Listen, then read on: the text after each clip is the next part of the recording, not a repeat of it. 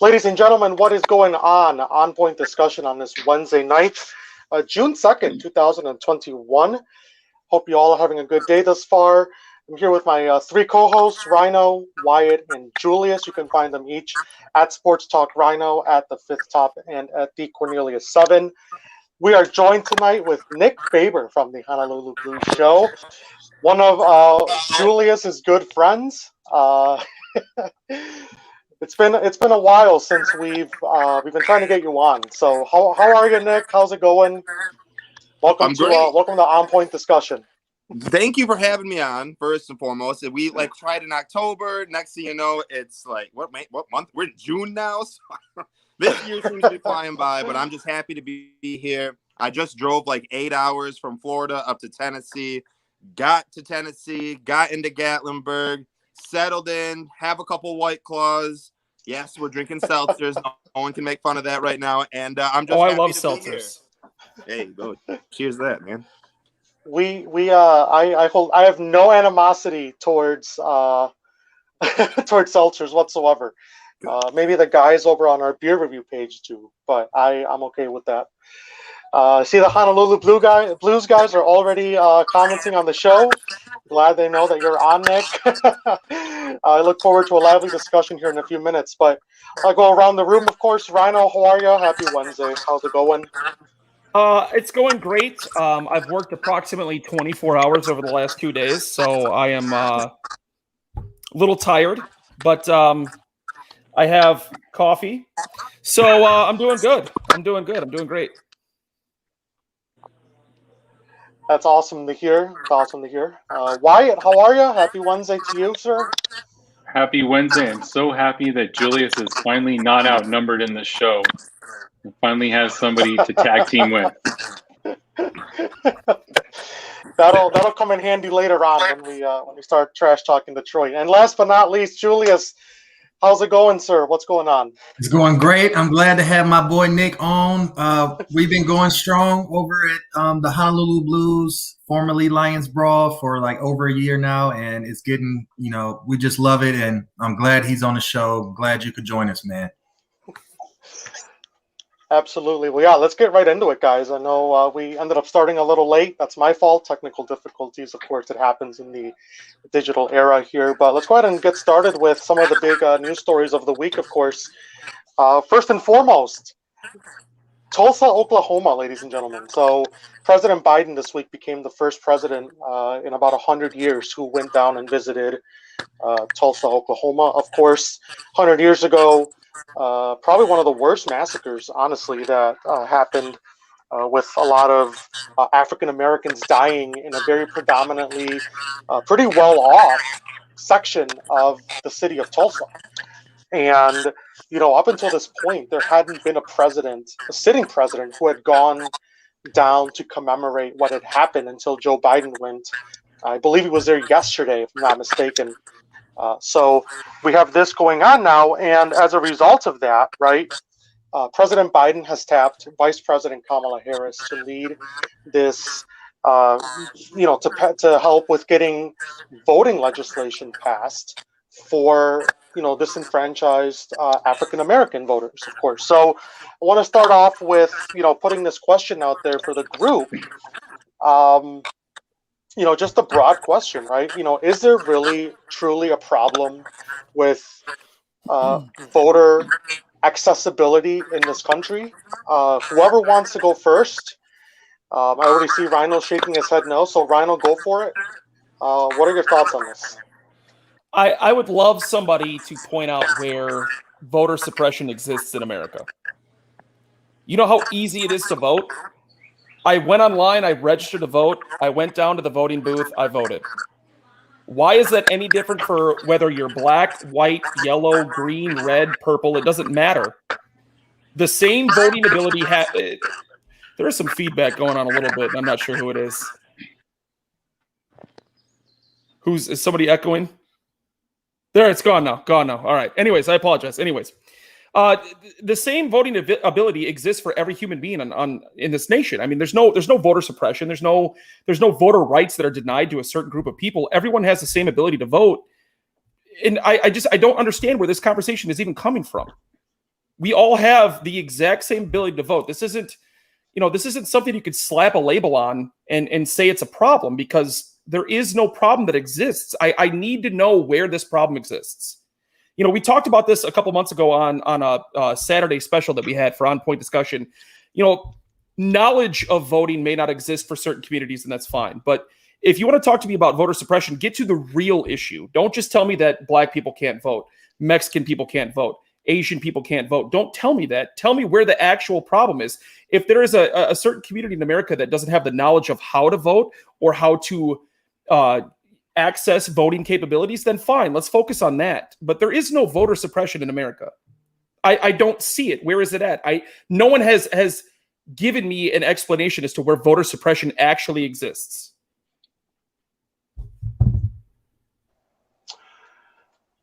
Okay, so according to Rhino, there is no voter suppression in this country, and it is 100% accessible to anyone who is willing to go out and vote.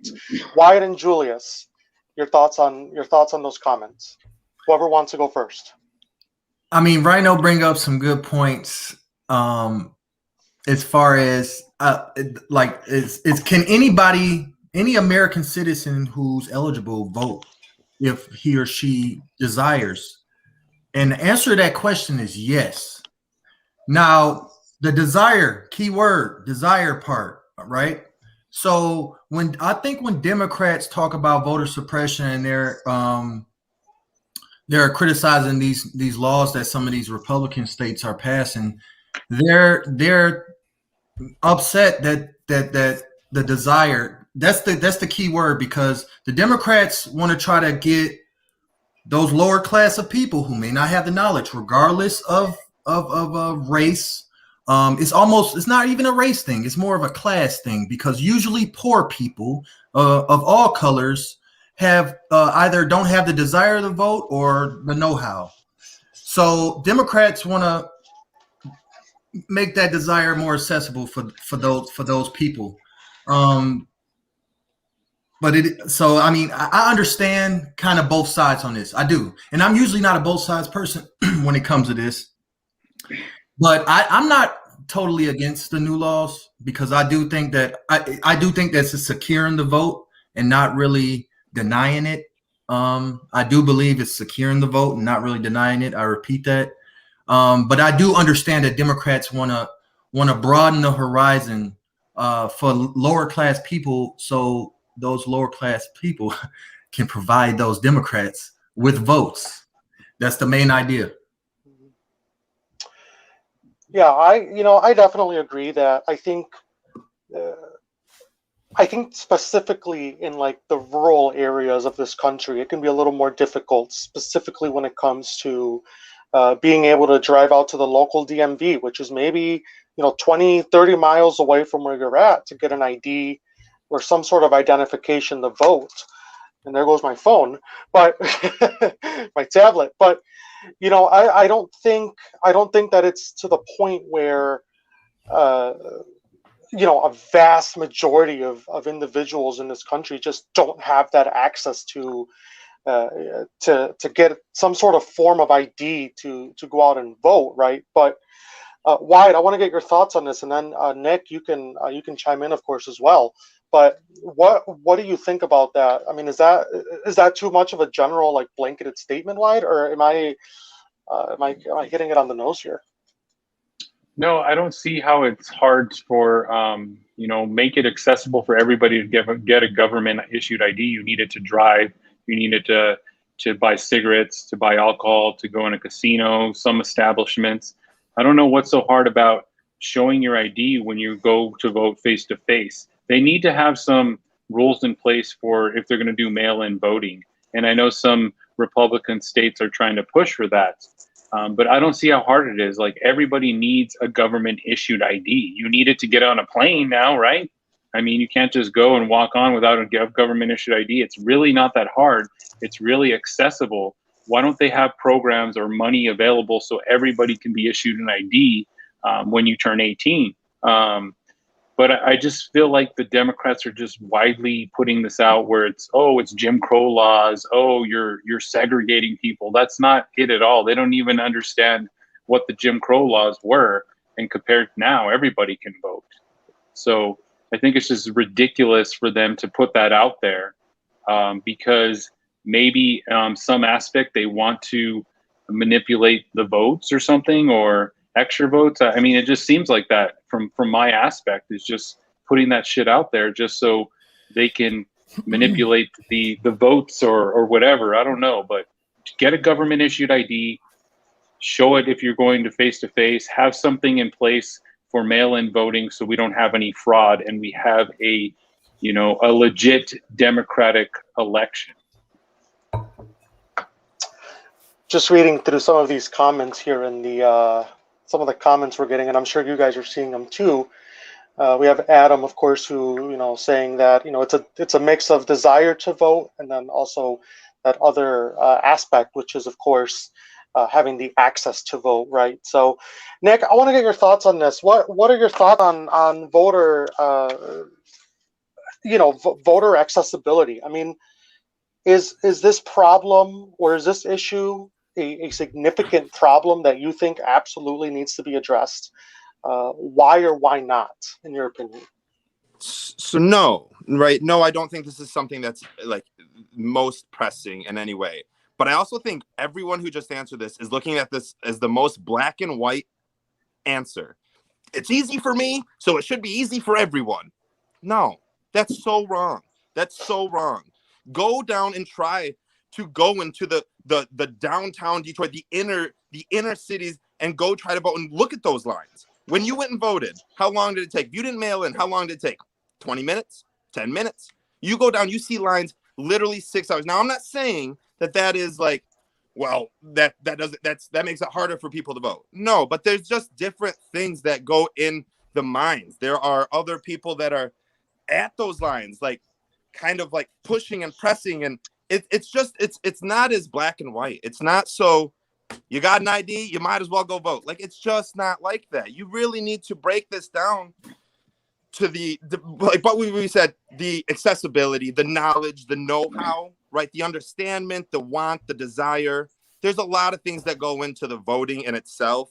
I don't think that there is a lack of availability to go vote for anyone. Like, I'm not going to disagree with anyone, but I think the way that everyone just made this sound like if you didn't go vote, you're just a dumbass, I think that's terrible. I think there's a lot of ways that you won't go vote even if you have a government ID. So I don't think that there's a lack of accessibility, but I do think that it's not so cut and dry, in my opinion.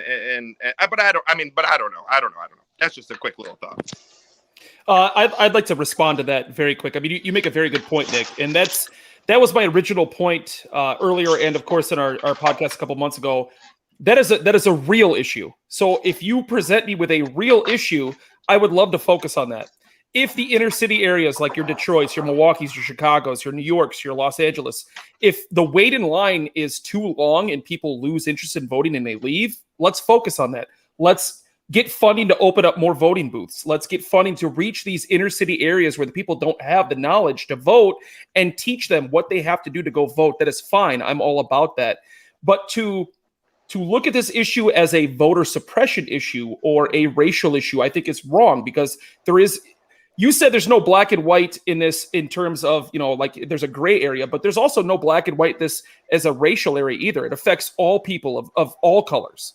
So you present a real issue and I'm all about fixing that real issue. But the narrative that there is any actual voter suppression in terms of racial discrimination in America, that does not exist. Everyone has the exact same right and the exact same ability to vote. It's that knowledge, that accessibility, and that wherewithal to vote that needs to be enhanced. And that I'm all about.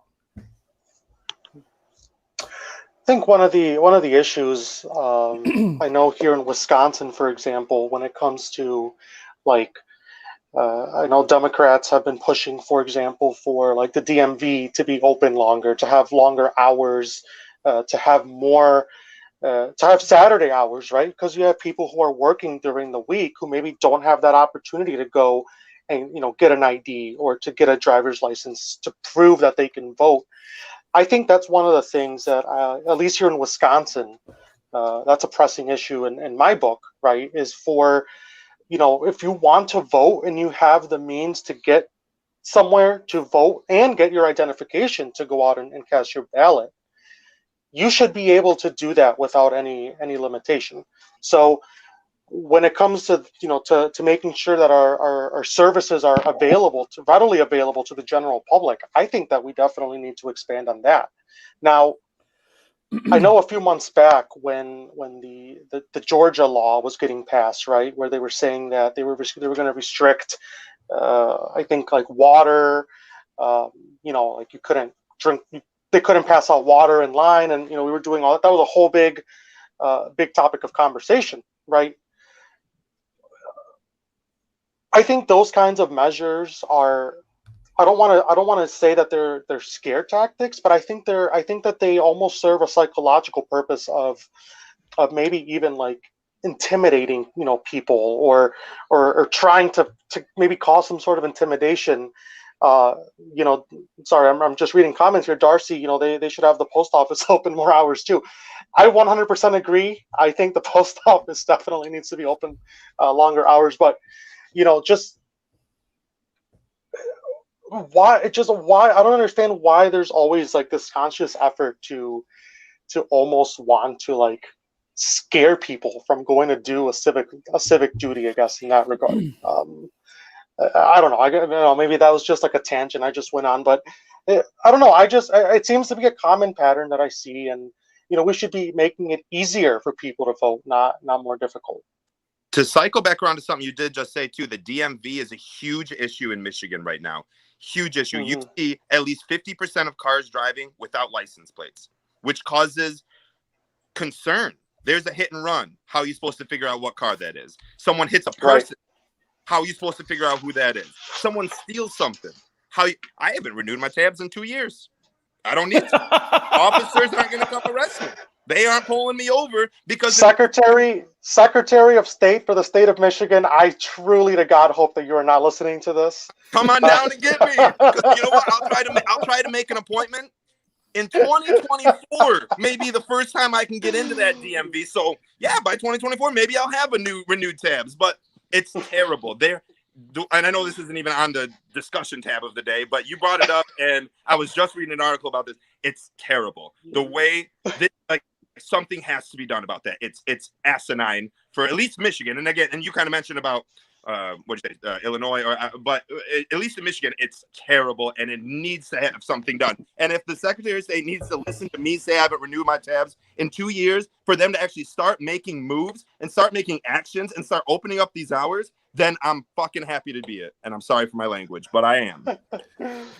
I see Brandon is dropping some comments in here, talking about how a certain party has an agenda. Well, that's definitely a good point, and I'm not saying that they don't have an agenda, but I think it's also important to look at the fact that both parties in this country clearly have agendas solidified. So I don't think it's fair to to say that just one party has an agenda and the other one doesn't. They both do equally, and I think it's important that we recognize that. But with the DMV issue, I think what it all comes down to as well is, bureaucracy, and that's something that I've always been against. The government running things, and obviously DMV is run by the government, the state government for that matter. But I think that until it becomes a private, entity, it's not gonna, that's not really gonna change. But if I may expound, just very quickly. Go ahead, Ryan. Very quickly. It's 2021. Why the hell aren't more services accessible online for the DMV? It's 2021. There's not one single reason. I'm aware of that. I'm aware of that. But in Wisconsin, I can print off my driver's license online, and I can use that as a government ID. I flew to Florida one time 4 years ago with a piece of paper that had my driver's license on it. And that's no joke. That's the honest to God truth. You can walk into any bar in the I did that too. Piece of paper. I did that too. I caught a plane. When I joined the Army, I caught a plane to Georgia with a piece of paper as my ID. It's true. True story. Yeah, I know in Wisconsin, things are a lot stricter now. Yeah, I know in Wisconsin they give you like the paper, the paper driver's license until you get like your actual card It's in only the mail. temporary. It only lasts Yeah, like I think yeah, 2 or it's only 3 weeks, but temporary. it's still a usable government ID. So why Right. aren't these resources available nationwide, especially during voting times? Why, if I can hop on a plane and fly to any state in America with a piece of paper, if I can go buy booze, if I can use this piece of paper to go register for a car, to buy a gun, etc., etc., etc., why isn't it that easy to do to vote for the president, to vote for your governor, to vote for your local representatives? Darcy drops a comment in here. DMV Calm is the down, worst place to Darcy. go. Don't. We calm down. We try to go do it in person here. I'm liking not spending $100. I just want to say to Darcy, she could have stopped right before the ... where it says we all know the DMV is the worst place to go, because that is an absolute 100% objective fact. The DMV is horrible, absolutely horrible. All right, does anyone else have any final thoughts on this topic before we move on to our next segment here? I love you, Darcy. Me too, but only as friends. All right, let's talk oil. Let's talk Alaska. So President Biden again has frozen any oil drilling leases for Alaska. So obviously, back when he first took office, I think the first executive order he issued was the pipeline, the XL pipeline that he halted. And now this is also, I think, partially as a result of that too. I think I was reading earlier that the executive order that he signed in January, I think, also plays a role into this Alaskan drilling, right, and the implication that this is going to have. So, first and foremost, right? I know for a fact, or I can almost say with full objectivity, that the four of us, Rhino, Wyatt, Julius, and myself, of course, were all against the pipeline stopping construction back in January, right?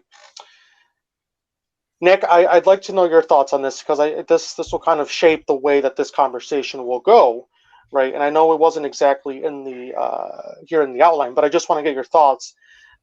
When President Biden stopped the Keystone, the XL pipeline, what was your reaction to that when you heard that had happened? What a good question. I mean, I didn't jump out of my seat. I didn't think that this is there's a couple ways to look at it, right? I mean, why did he do it, right? Seems like we're trying to really get ourselves kind of setting ourselves up for the future, right? For the greenhouse effect, right? We're trying to do what we can to help our planet for our children's children. And I think that's beautiful, but you can lose jobs in the here and now. There's a lot of things that happen in the here and now that take effect. So, I mean, I see both sides on this. It's a tough one for me to start with, because I can see the argument being made for both sides. I didn't cry over it. You know what I mean? Mm-hmm.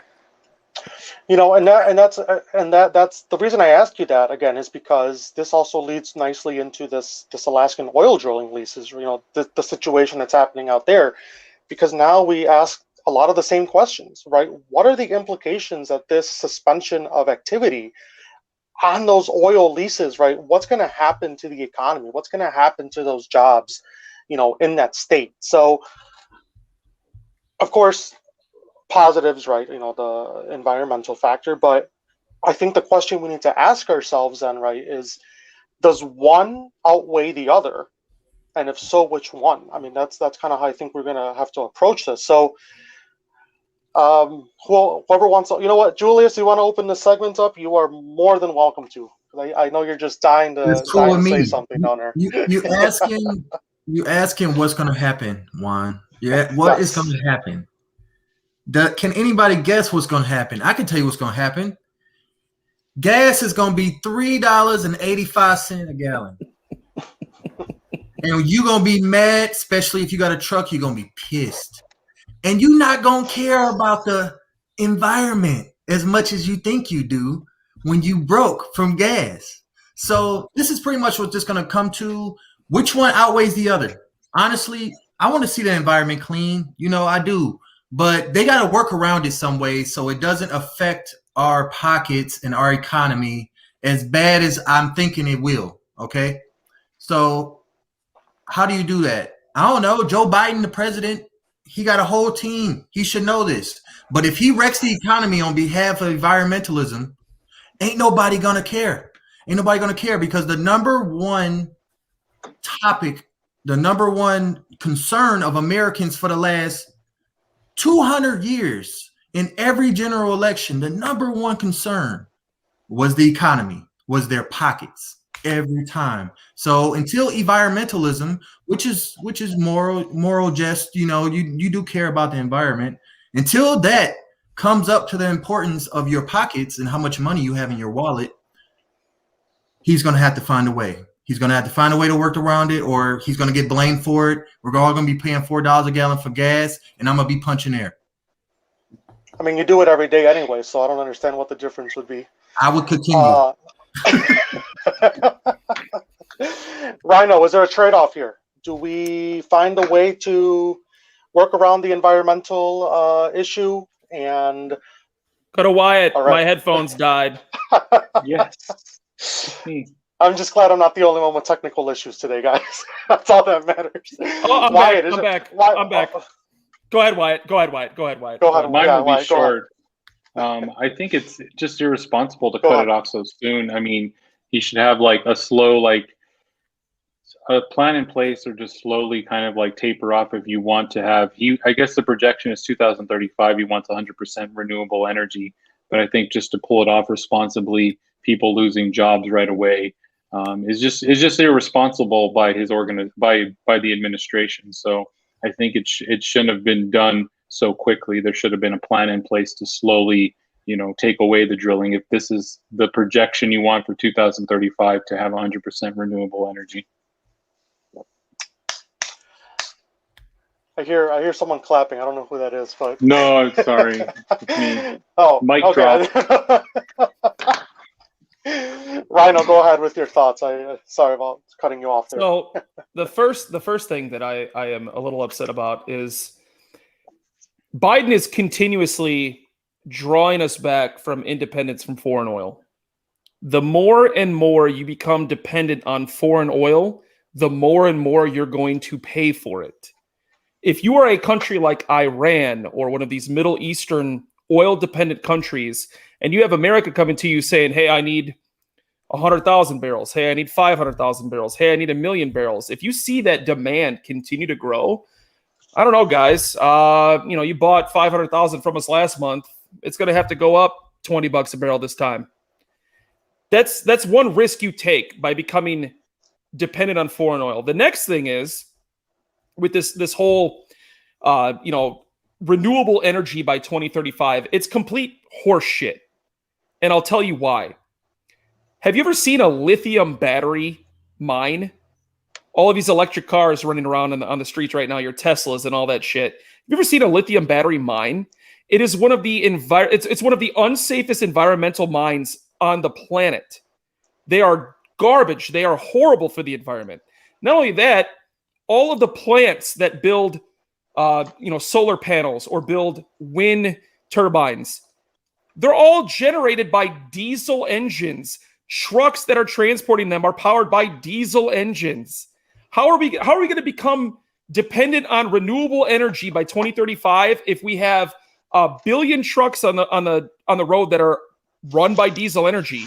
If we have all of this equipment that is mining this stuff and manufacturing this stuff that are run off of diesel energy, oil, gasoline, there's no real plan in place to become dependent on renewable energy. All of this stuff is already manufactured by fossil fuels. So you can't just start pulling shit saying, oh, we're going to become dependent on renewable energy when there's no real plan to manufacture this renewable energy. What's the plan in place right now? There's no actual plan in place. Are you going to have a solar-powered factory? I don't see where are those at? Where is an entire solar-powered factory in America where they have no power coming in off the grid, and all of the machinery in there is run off of solar energy, wind energy, water energy? Where are those plants at? I would love to see the one plant in America that runs off of 100% renewable energy. How do you expect us to get there in 13, 14 years if we don't even have the foundation laid to get there? Because you need to lay a foundation. I understand that, but no, hold on. Answer your own question real quick. How do we get there? Answer it. Like I would love to know what you think we should do to get ourselves away from this. Go to New Zealand and stay in New Zealand for a quick second. Tell me how sunburn you get, because there's no cover there, right? So there's got to be a point. Sorry, my thumb's in front of me. How do you do it? So I would like to know, like, how do you think we do it? Because in my opinion, there isn't a good way. But the way that we're starting it, the way that we are doing it, and the way that we're getting ourselves out of the hole that Donald Trump dug us in, getting us out of the climate change, we see some overseas country that I can't draw a blank right now, I'm drawing a huge blank on right now, has already gone to as much as they can, right? So what we're doing right now is we are setting ourselves up for the future, hopefully. Can any of us look into the crystal ball in 2035 and see if it's going to work? No. But you know what I can tell you is if we didn't try right now in 2035, we wouldn't be working. We wouldn't even have a chance. So what you're saying is for us not to even try because there is no set plan in action. Golly gee, what are we talking about? We have to be the next ones, right? We have to think smart. We have to think better. We have to think future. Julius, I know you have kids. Anyone else on here have kids? Anyone? Okay. Why are we not thinking for their children? Why are we thinking about some dude in Wyoming, his job right now, instead of your kids, your children's children, and the way that they live their life? Because if we allow Joe Smith in Wyoming to keep his job today, you know who's not going to have a job in 20, 30 years? Your kid. That's what's going on right now. That's why we need to set ourselves up for our future right now. And it may not be the best idea. But you know what? It's an idea.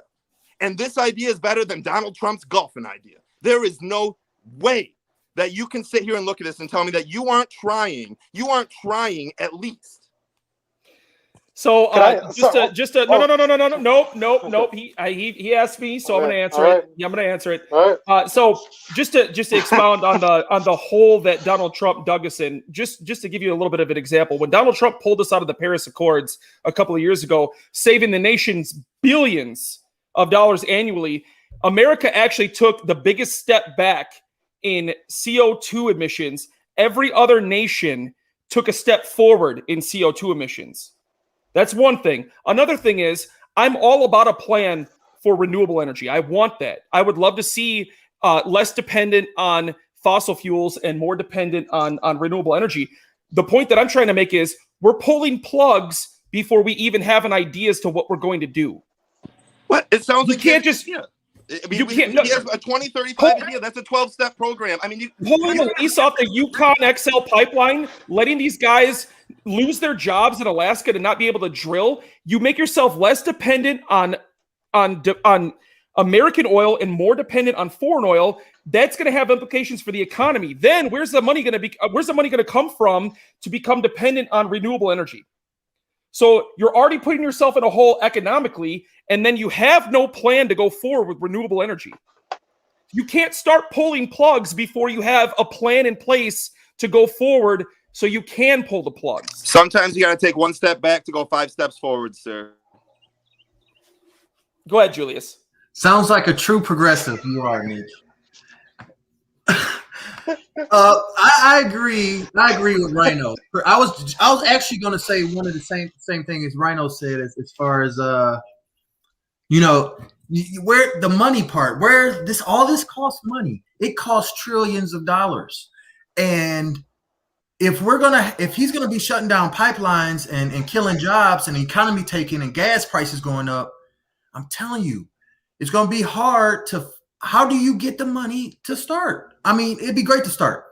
Listen, just start small. You ain't got to start big. That's all that I think. I mean, little by little. Instead of 2035, I don't know, shoot for 2060. Don't tell me the world ended in 2040, 2050, all right? Have realistic goals, okay? Is that so hard to ask for? you're right, Nick. I do got kids, and I think about their future every single day. And I don't want the world to end in 2050 environmentally, but is it going to? I mean, if you look at the science, it's not likely. But you can help the world out without going so big, like Joe Biden and the progressives of the world want to do. That's just my only opinion about it. Don't forget the cow manure that releases a whole bunch of toxic air into the atmosphere too. That would add 30 minutes on the show. Let's all just stop drinking milk. You know what I mean? Exactly. The farmers are our job. The only thing I wanted to add was, I know you were mentioning about the Joe Smith in Wyoming, right? The thing with the whole pipeline and when it got shut down and when they lost their jobs, right? It was a matter of, okay, executive order, it's happening right now, it's over, right? We're so adamant about transitioning over into this clean energy, right? Renewable energy, but then the people that you want to end up taking those jobs in the future, right? You're throwing them out to the curb with an executive order on the first day.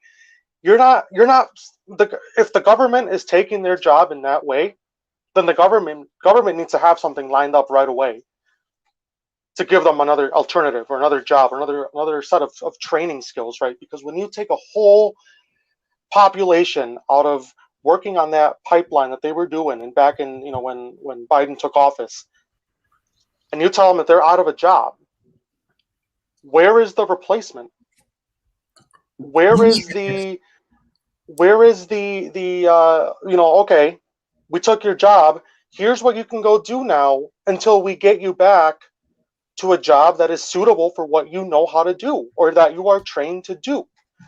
That is what pissed me off the most about that day one executive order, was that he literally just threw all these people out to the curb and said, well, we're going to go green now, good luck. Biden. Okay, Joe Smith in Wyoming is out of a damn job. Listen, Biden told them to learn to code. Biden told them to learn to code. Okay, that's so. You can't do that that's so disrespectful. In 3 days. You can't know do what that. It's comparable to? It actually reminds me a lot of the car industry in Detroit in the 70s and the 80s. How they just shut down all these factories. And Detroit didn't have no backup plan. And the economy busted open like the world has never seen. And Detroit became Detroit. That's what it reminds me. I know it's different scales of time and place, but it's that kind of brunt impact on a population of workers. You're right, Juan. You see that also here on a more local scale. What happened here in the small town of Janesville, Wisconsin, actually, about I want to say like 25 minutes from where I grew up originally. Over in Janesville, there was the General Motors plant. And I do recall I think it was like in 2006, I was like 12 or 13 at the time, but we went to the General Motors plant, and they gave us a whole tour of the factory, the campus. It was a beautiful factory. I mean, it was state of the art. By 2008, that factory was gone, and all of those people that were working at GM, Janesville, Wisconsin right now is basically a rust city. I mean, it's a rust town. There's nothing in Janesville anymore that is there besides the large Mercy Hospital complex. I think that's the largest employer, if I'm not mistaken, in the whole city. The town plummeted. The town plummeted because of that exact same domino effect that you saw with what happened with this pipeline just abruptly ending back in January 21st or whatever it was. It's just you can't displace people of their jobs and then just expect them to go learn something in 2 to 3 business days. That's just not going to work.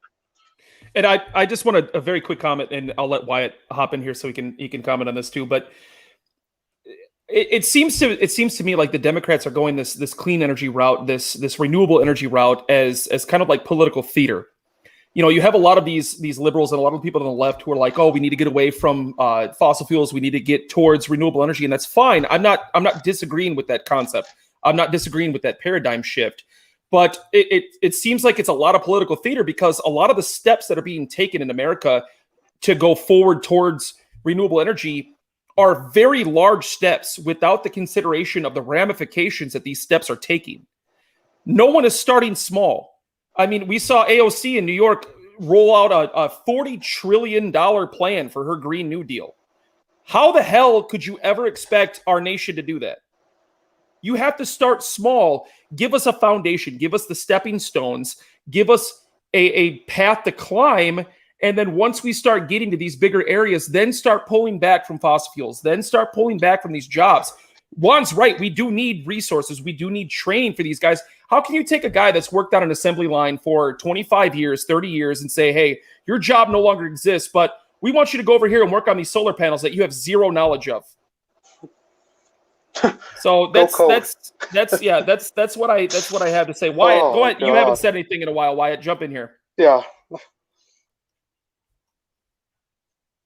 Wyatt, you're on mute, bud. Oh, there you go. Like I said, I think our economy, we're trying to move towards a more like renewable energy.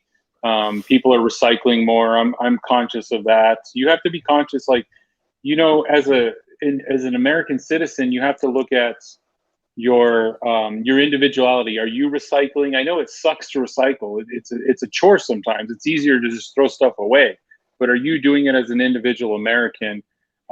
What are you doing to kind of help your part to kind of help with the renewable energy? I know we're moving towards more like solar panels. A lot of people are doing solar panels. So I think you guys are right. You just have to kind of just slowly process to try to get to that renewable energy 100%. I know it might not be obtainable right now, but I think they need to take small steps and not just cut things off like we mentioned. We were talking about it. There needs to be steady continuity. That's the only way that any of this that's getting proposed is, you know, it's going to work. You're not going to have these sharp turns where say, okay, you're done here, now go do this over here. I mean, it's not going to happen, and it's just not feasible. But that's the way I see it. You want to start throwing people into the green, you know, the green environment or whatever, the renewable energy. Start training them while they're working on these gas lines, on these gas plants, and then by the time that they want to start shutting those down, these workers will have the training at least necessary to start with their new green jobs, and then that we can get some of that flowing transition going, so that there isn't any inconsistency. I think that's the way you have to do it. Otherwise, this entire plan that they want to do by 2035, we said, it's going to go straight to hell, and it's not feasible. It's absolutely not feasible whatsoever. It's impossible. Mm-hmm. Any final thoughts, Nick, before we switch gears here a little bit? No.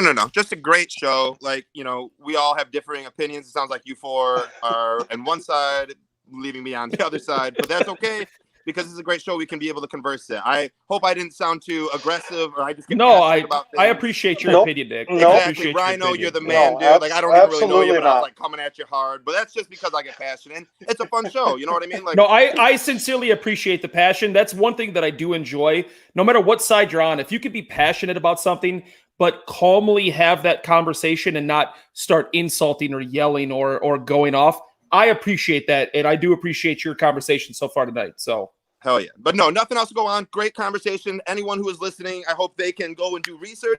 I hope that's what we sparked. You know what I mean? Just now hopefully someone out of at least one person goes, reads an article and gets an opinion, their own opinion. That's awesome. This entire Nick, I know this is your first time on here, and I just want to get this out real quick before we switch into the sports realm here in the second half. But you know, this entire show, and I'm sure Julius has probably mentioned this to you, was founded on that principle of having open discussion and having lively discussion, but also maintaining a level of decency and respect and common ground when it comes to the way that we all communicate with each other. So there's nothing you said in your rebuttal or in your argument was taken the wrong way, and obviously I know that I can see that you're passionate. Rhino sees that, of course, in the way that you were asking him questions about it. So we do appreciate that, and it makes the show fun. It really does. We're all able to to be in here. Obviously get a good laugh every once in a while. And I saw Julius was smirking down there too. And that's because Julius knows all about when I get real passionate and start yelling yep, out of nowhere. Yep. I knew that was a classic Nick. I knew that was classic Nick passion rant. That's why I was smiling, because I love that. Honestly, I love that. Just very, very quickly, I apologize, Juan. Very, very quickly. I would rather somebody be passionate about a conversation than go into it with just a couple comments and be like, oh, you're dumb, you're stupid, you're dumb. I love the passion, because passion means you're educated. Exactly. Passion means you have conviction behind what you stand behind. And that I'm all about, no matter what your opinion is. Absolutely. 100%. That's what we stand for here on our show. So let's go ahead and move on to sports, guys. The second half of the show is powered by our friends on at One Call Tech. Naomi Osaka. I really hope I said her name right, and if I didn't, I am so sorry.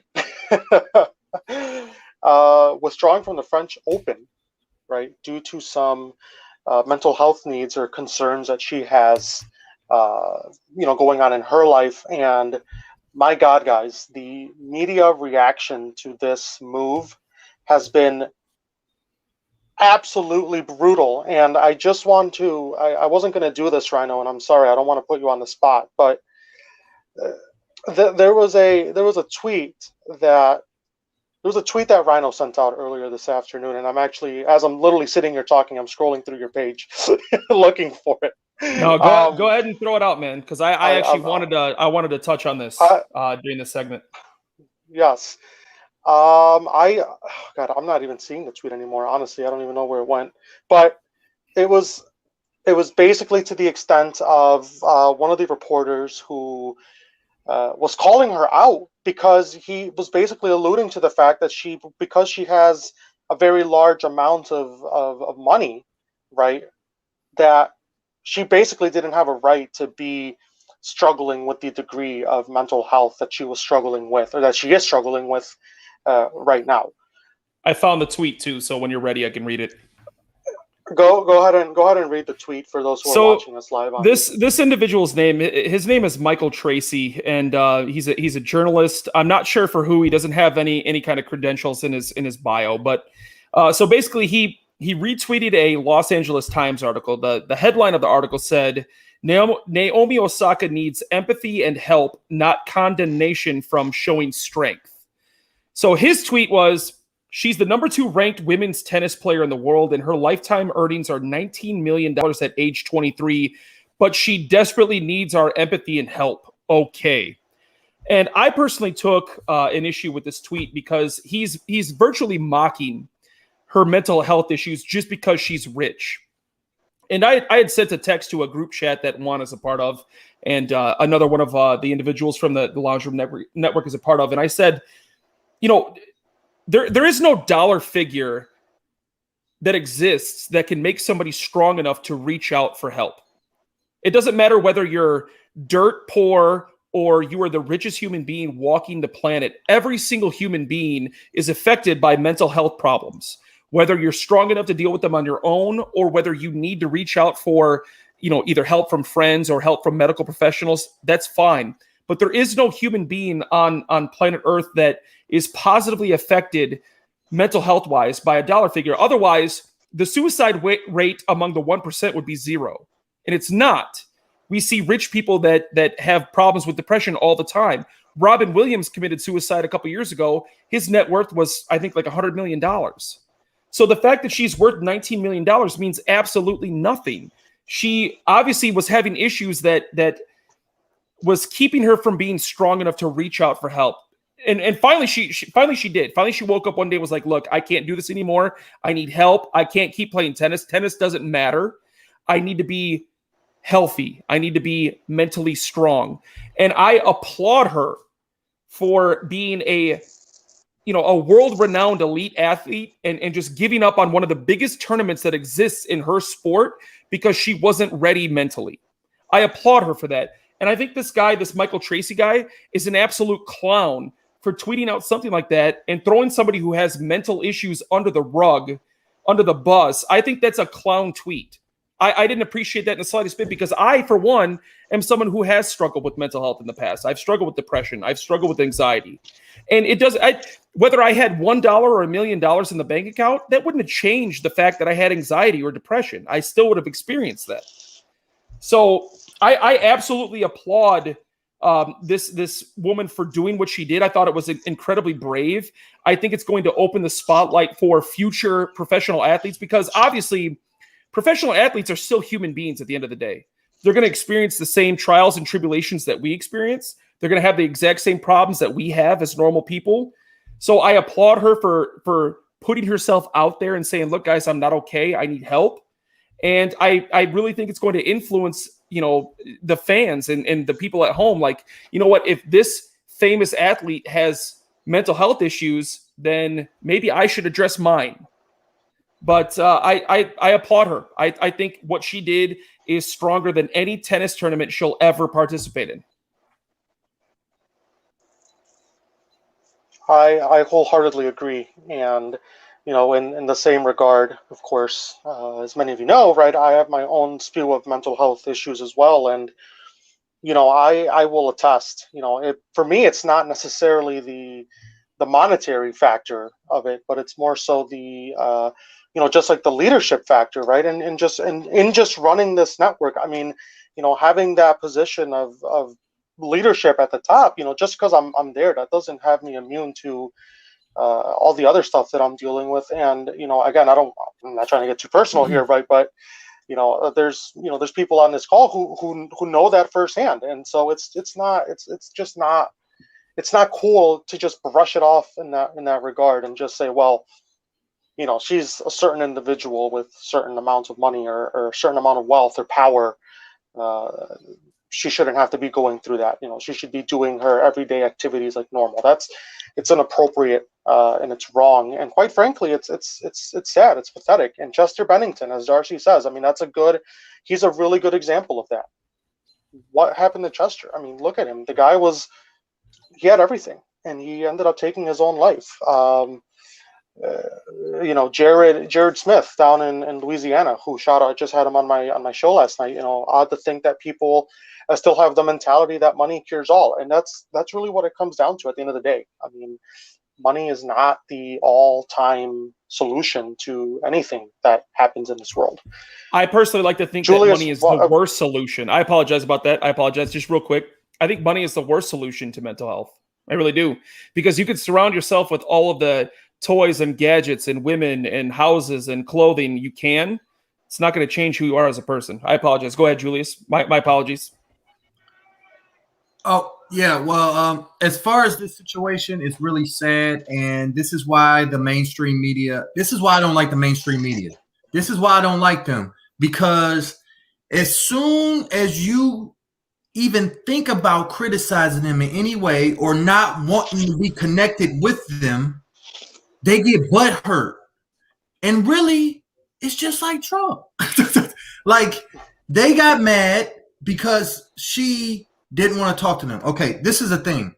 Professionally, let's go professional. She's a professional tennis player, not an amateur. She's a professional. So professionally, okay, she could have did this in a more low key before the French Open started. She played a whole round. Before the French Open started, got with officials and told them where she was with her mental health. So it didn't blow up like this. But I'm not blaming her. I'm just saying professionally, she probably could have did that better. Okay. We all have jobs and we're expected to do our jobs in a professional manner. And as a professional tennis player dealing with those mental health issues, she should have let it be known to officials before the French Open. That's besides the point. The way she's being attacked about this is totally sick. It's totally sick. I mean, it's not much more to say that all of you haven't already said, besides Wyatt, who we're going to get to, is that money does not cure mental health. It doesn't. So I mean, that shouldn't even be a part of the conversation. What should be a part of the conversation is just let her go take care of herself. Just forget about it. Okay, she made a mistake. I'm sure her agent and endorser and her endorsements, they're going to have a talk about how not this could be avoided in the future so it doesn't look bad on her and lose money. but let her take care of herself. This should not even be a big thing. Wyatt, do you want to go next, or if Nick, if you want to jump on, whichever one of you two wants to go. Go ahead, Nick.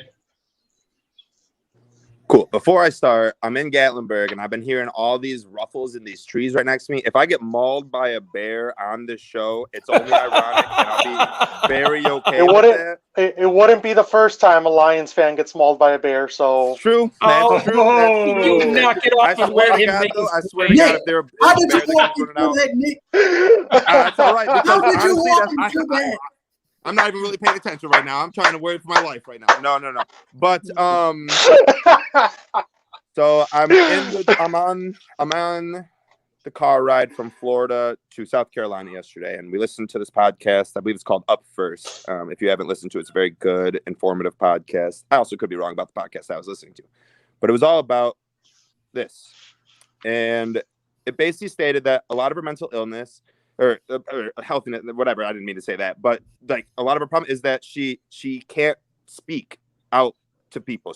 She is not a public speaker in any way, shape, or form. She cannot speak to the media. She doesn't want to speak to the media. If you ask any of her competitors, she is always headphones in, will not talk to anyone at all. She just doesn't do that. Like, that is who she is. And that has become this sorry, I just read that. That's become like, that's the That thing. was the wrong time for that comment. That's all right. It's all right. Because honestly, if I do, that would be a good way for me to go out. But the tweet in itself, like the dude saying that we shouldn't be empathetic for her, right? It seems like the clowns wasn't trying to say anything about her mental health. He was bashing the New York Times for the article reading, "She needs our empathy," rather than whatever the other word that you used was. And that's where it comes in. It's like yes, it doesn't matter how much money she has. It doesn't matter about any of that, not just for her mental health or anything, but for anyone, for you, me, Billy, Bob, Joe, it doesn't matter. We should have empathy for anyone who has a mental health risk or scare, and we should do whatever we can to help them. And if that is allowing her to take time off and like rest or get her mind right, I think that that sucks for that dude to say. Like, what an awful tweet. I also saw that tweet, Rhino, like just the most embarrassing. Obviously he did it for bait. Obviously all he wants is clicks on Twitter. Obviously he doesn't have credentials in his bio, like you said, Rhino. He's a self-proclaimed journalist, which is the most embarrassing kind. Anyone can walk on Twitter and become a pundit of anything. Anyone can become a self-proclaimed anything. He calls himself a journalist. You know what that means? Is he probably goes on blog.com and posts random shit and calls himself a journalist, right? And you're like, You're not a journalist, my man. Well, then he gets this up because he wants the clout. He knows that this will get clout. He knows that this will either be 50%. Everyone who is dumb as shit will be like, yeah, he's so right. She shouldn't need empathy. She made 55 million. Correct me if I'm wrong. 55 million just last year, and that is her net worth right now. But then there's 50% of the people that are like, you're an asshole, you're a clown, you're a dumbass. Please, don't come on Twitter anymore. And that's what he wanted, was that clown. So that tweet was just embarrassing, dumb. All I wanted to do was spark up this conversation, which is good though, because now we're talking about it. And I don't think that's a bad thing. I know the tweet was bad, but at least it does get a lot of people talking. If she would have just said that and people would have, people said, oh, okay, then maybe we wouldn't have been talking about it. Maybe some people wouldn't have felt as confident in the future to do the same thing, to say, okay, you know what? I don't care if I'm making the most money. I'm the best player at the top of my game, the perennial player right now. I can't walk away from that. You know what I mean? I can't. She's giving courage to people to do that. And I don't think that's a bad thing. Get your mind right. Always get your mind right. It doesn't matter where you are, who you are, when you are, why you are. Get yourself right. And for her, a $55 million tennis player who's at the top of her game, if getting her mind right is taking time off, and that's fair for like the way Julius was saying, maybe she could have done a little bit different. But whatever, maybe it was just now that she figured out, you know what? I'm not talking to the media. I'm not doing it. I'm not going to come up there and just say, I'm here so I don't get fined. I'm here so I don't get fined. She doesn't need to be Marshawn Lynch. She can go out there and just say, oh man, I was about to cuss, but I won't. I don't know how this show is. She can go out there and be like, fudge you. I'm not playing. I'm not doing it. You can't make me. And I guarantee you can't stop me from coming back. So I love the precedent she is setting for the future of sports players and anyone, not even just sports players, but just anyone. If you feel like you are like, for anyone who lives in Michigan, Julius probably doesn't even know this anymore because he lived in Texas for so long. When winter comes, you get seasonal depression. Same with Wisconsin. Same with Minnesota. Same here. Same here. Exactly. You get seasonal depression. And maybe you in your mind say, no, I don't. I drink enough beer. I never get depressed. Not you, but you know. No, me. Okay. Me too. But I was gonna say you're talking to the right person, Nick. That's exactly. definitely right. But I know a lot of people who don't drink their pain away, and they live with seasonal depression, and that's a very, very hard thing to deal with. Depression is a very real thing that a lot of people think is fake, and a lot of people just don't understand it because they don't, and even if they're depressed, they don't know it, and that's I think we're just starting to get the wheels, like we're starting to see more and more and more and more of this. Like, be okay with coming out about depression. Anthony Bourdain was one of the saddest things. Like you brought up Robin Williams, also very sad. But to me, Anthony Bourdain was my hero. He was my everything. I followed everything Bourdain did. And when he hung himself, it was one of the saddest moments. And it was depressed. Like the guy's job was to travel around and eat food and drink. The best job in the world. Made money. It doesn't matter. It doesn't matter because depression, no matter what you do, depression is always going to be this little demon. And the best way to fight him or combat him is to talk about it, is to seek help, to be open about it, in my opinion, at least. Maybe I'm wrong, but that's just the way I look at it. So I love what she did. I am fully on board with this for this first step in moving the conversation of depression more onto sports conversations. You know what I mean? More than just something you talk about with your parents or your shrink. Like now you can openly talk with friends, with family, with spouses and partners. So I love it. I'm all about that. The dude who tweeted that, whatever his name was, is a huge clown. However, sometimes it takes big clowns to get conversations going. I'm not glad that he tweeted it out, but I'm glad we're talking about it. And just very quick. I apologize very quickly. We'll get to Wyatt. I apologize. I just wanted to say this.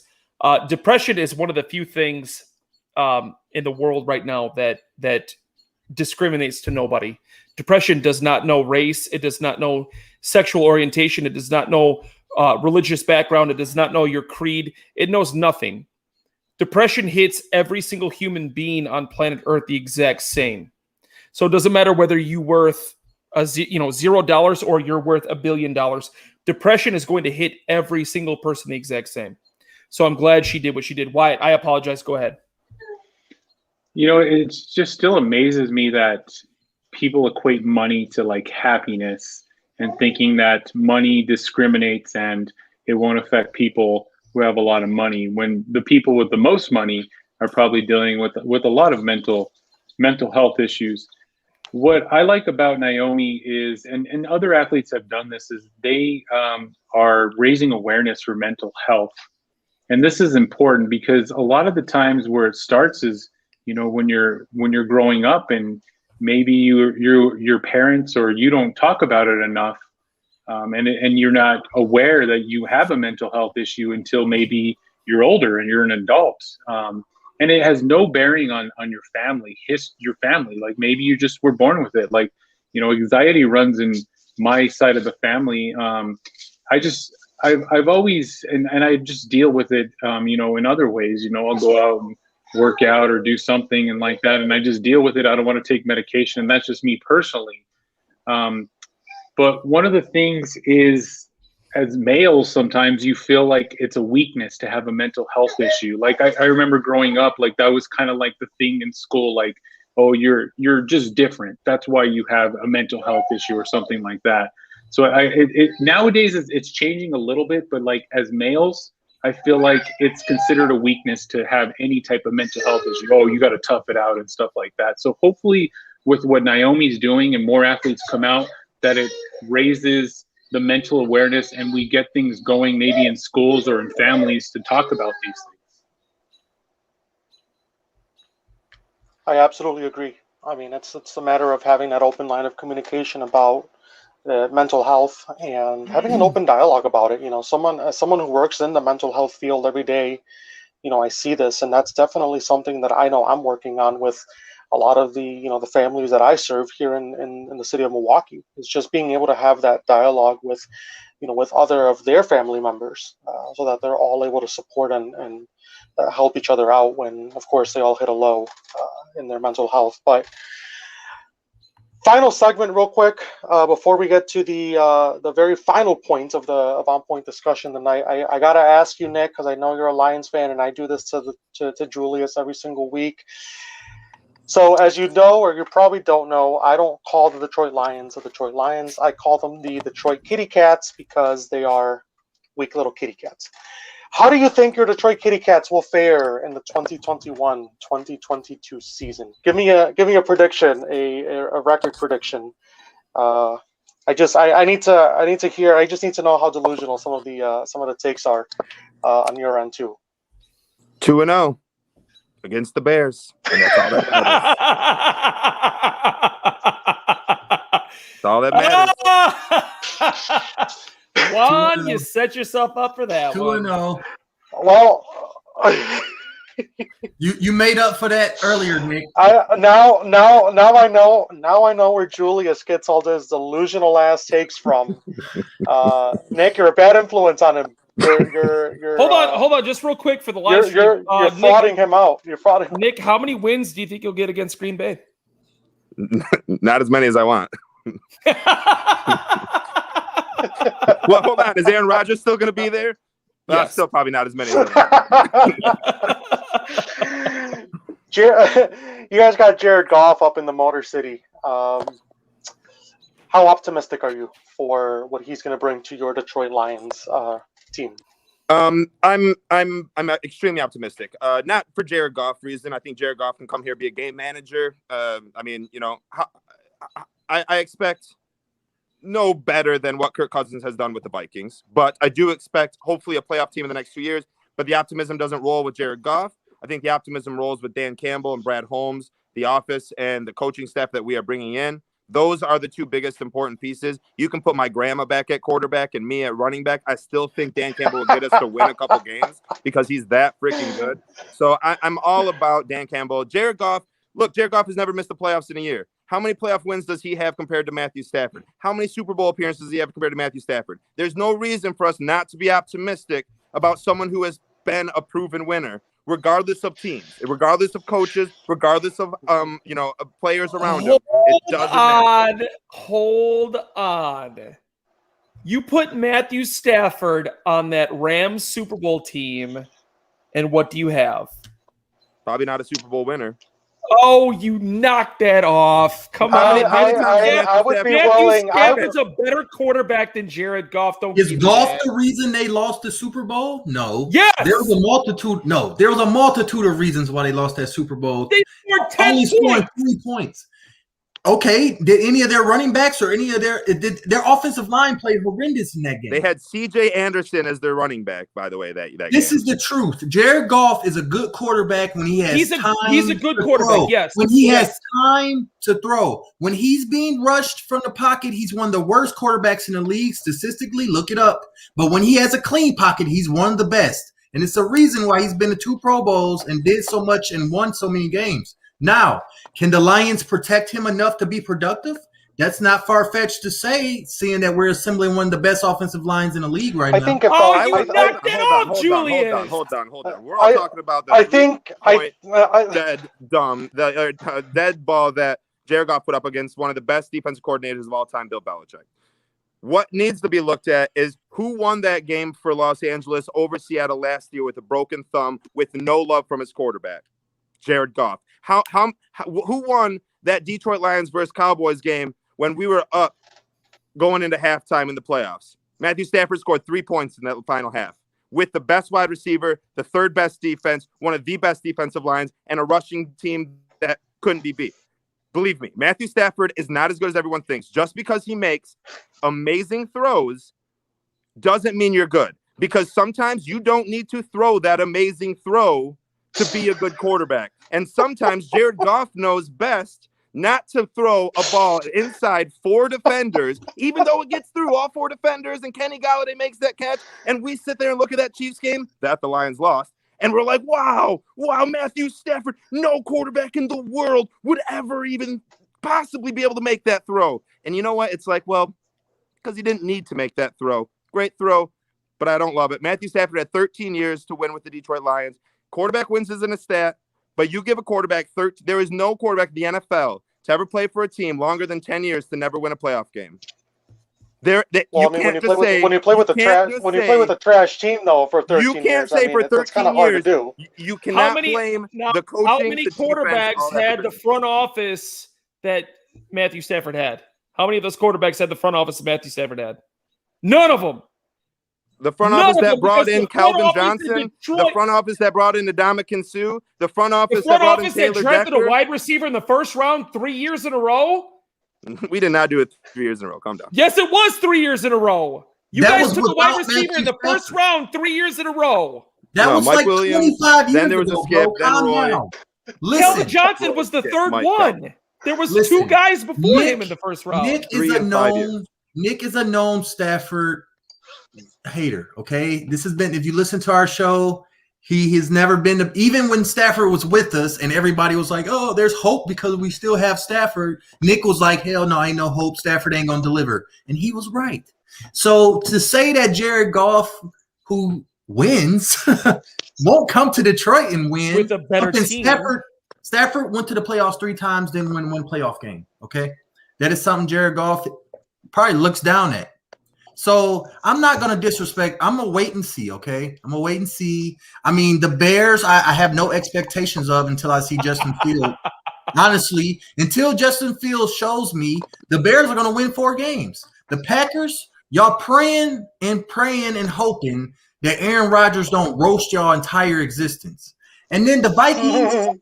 The Vikings are the Vikings, and the Vikings can truly be the team that I've said this on the Honolulu Blues show. They could truly be the team to take it next year in the North. I don't like the Vikings. I don't like their fans, but they might catch everybody else slipping. And if they don't, the Lions will. I have to say something real quick. I have to say something. The reason I have been off Matthew Stafford, and I still am, really isn't too much about his winning either. It's that he gets injured. Last year, he played through it. A couple years ago, he played through it. He plays through it. He's been injured 4 years in a row. 4 years in a row. Los Angeles has one of the worst offensive lines in NFL. They did nothing to improve it this year. They didn't have the draft picks to improve it. He will be hurt by week 5. The Rams have one of the best offensive lines in the NFL, Nick. And it's true though that Stafford is low-key injury prone. But if he gets knocked out in week 1, I feel kind of bad, but I wouldn't feel that bad because we got their first round draft pick. Go ahead and lose some games, LA. I don't want him to get out week 1 because then I'll go back on the show and everyone's like, well, we don't know. Stafford really could be really good. And it's like, no, y'all. Stafford is injury prone. He is not that good. We all overhype him. The Lions have overhyped him. I'm so happy Jared Goff's in. But I'm not optimistic because of Jared Goff. I'm optimistic about Dan Campbell and Brad Holmes to cycle this whole question around. All right. Let's get to the final point. That's all the time we're gonna do on Detroit because I could do this all night, but I will spare you the humiliation, Nick. Next week your buddy Julius will get it. But let's go to the final point. The final point tonight is connected to you, the viewer, by sponsorship, One Call Technology. I'm going to give them a call at 1-888-585-8850. Visit them at onecalltech.com. Tell them that On Point Discussion sent you, and they will give you a good rate on your connection. The final point tonight, again, in part and partially also brought to you by our friends over at Fanatics. Rhino, the floor is yours. Take it away. We are 1.5 weeks into the NBA playoff season, and we have already had 4 on-the-court incidents with belligerent, moronic fans. And I do not want to hold back in the slightest bit when talking about these idiots because they're on the verge of ruining it for a lot of people. The incidents we've already seen so far, we've seen somebody dump a bucket of popcorn on Russell Westbrook. We saw somebody spit at the gentleman from the Atlanta Hawks. We saw somebody throw a water bottle at Kyrie Irving out of the Brooklyn Nets. And then obviously it was either last night or the night before, we saw somebody run on the court and try and touch the backboard. Listen, I want to say this from the bottom of my heart as a huge sports fan, somebody who would go to any one of the major sports in America, hockey, basketball, football, baseball, it doesn't matter. I'll go watch NASCAR live. I don't care. What the hell are you doing? Seriously, what drives somebody to go to a professional sporting event and get, a halfway through it or 2/3 of the way through it and then say to themselves, you know what? I'm going to go make myself look like a fucking idiot on TV and assault people. I don't care what anyone thinks about Kyrie Irving. I don't like Kyrie Irving personally. I don't think he's the smartest individual. I don't like him as an athlete. I think he has bailed on multiple teams. He obviously is a great point guard in the NBA. He's one of the elite point guards. But at the end of the day, you don't throw a full bottle of water at somebody from 40 feet away. I don't care who they are. That's assault. You deserve to be in jail, period. And what you're ultimately going to do, you go to a basketball arena right now, there's 17,000 fans in the seats.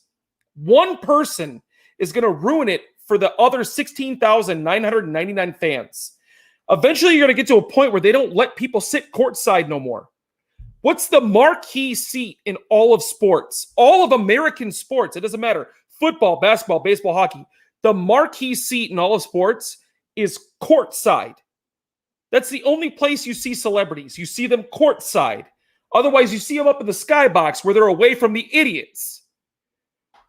Don't ruin it for the rest of us. Let us enjoy sports. We just went an entire year without being able to watch sports in person. Baseball went like 16 months. Football went an entire season without having fans in the stands. Hockey went almost an entire season without fans in the stands. The NBA had to play all their games in Orlando. Don't ruin it for the people that want to genuinely go there and watch their idols, watch their favorite team, watch their favorite sport, and enjoy themselves. Don't ruin it for all of us. Stop being morons. That's all I got to say. That was beautiful, Rhino. I just wanna let you know that was very well done. Ladies and gentlemen, Nick Faber from the Honolulu Blues has completed his 1 hour of quote-unquote torture with us here on Point Discussion. Nick, thank you very much. It's getting a little dark up there in them Smoky Mountains, ain't it, man? I was trying to get into a light area. I saw the screen go dark, and I'm like, this guy just logged off on us. I'm in the middle of the show here.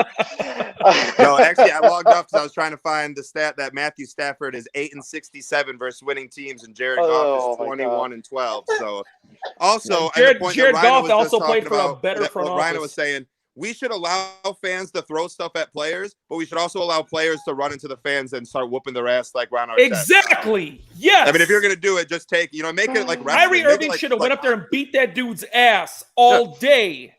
He should have beat the brakes off that dude. If you're ready to throw down with Kyrie Irving, throw a water bottle at him. I dare you. Go ahead. I do it, man. Yeah. But when Kyrie Irving comes up there and whoops your ass, or Jermaine O'Neal gives you a freaking blow to the head that knocks you out for 3 days, don't come crying to me. You can follow Nick Faber. Yeah, you can follow Nick at Nick Faber NFL. Remember, you can follow the what's your Honolulu Blues page, by the way? I don't know what the ads is for that one. At Honolulu Blues _.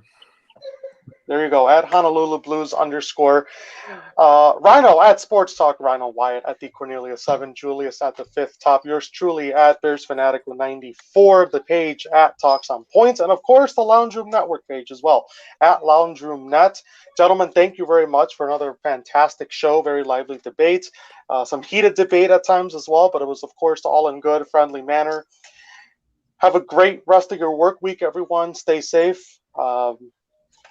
And for those who don't know, for the people who are watching right now, Titletown Lounge on Sunday afternoon at 12 o'clock has a live show going on just to the north of the city here, and throughout the next few weeks, we'll I'm sure Brandon and Rhino will be dropping some more details into what's going to be going on with that. But stay tuned for that. It'll be 100% live from a pub and grill up in the small town of Belgium, Wisconsin.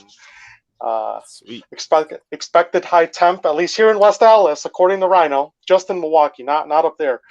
90 degrees, nice, hot, warm southwest breeze. Juan, It's gonna you're feel going to like, it's argue gonna, meteorology with me again? I literally just said only in West Allis. Up in Belgium, it's going to be like 20 below with the blizzard, according to what Rhino says. But we'll see. We'll see what. Go back. Title Town Lounge on Sunday afternoon, guys, at 12 o'clock. Stay tuned for that. In the meantime, have a good rest of your night, everyone. Stay safe. The live show ends right now, and we will catch you all next week, Monday night, for our next episode of On Point Discussion. And of course, as we wrap up the show here, as tradition, Nick, go Bears, Go Lions, Go Lions. Go Bears. go White Sox, and go White Sox. Best team in the AL. Don't go. Psych. No go Green Psych. Bay. Psych.